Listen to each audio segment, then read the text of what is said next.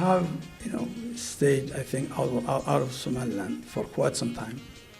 And maybe this is the time for me to also pay back to this country. There's nothing like home. This is home, home, home.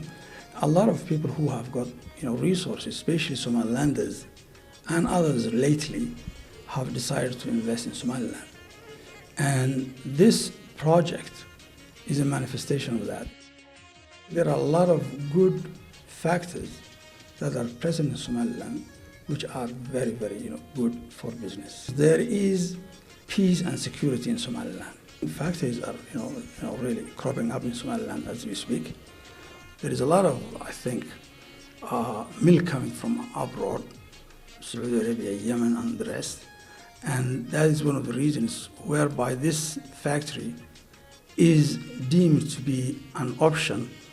This is a market that is going to be very profitable for anybody who is interested.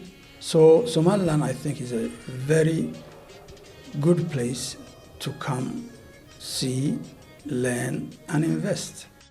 This organization, I believe, is going to be very, very relevant because it can serve as a link between the reality on the ground here and also the perceptions that are probably abroad. And then the truth could probably be more accessible.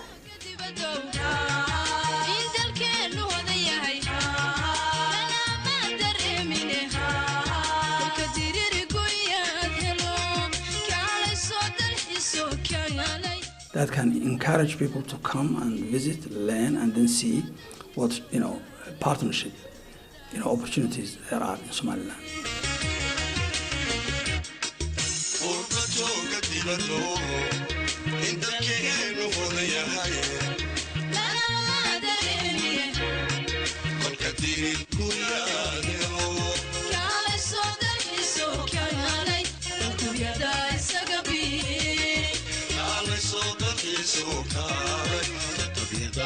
So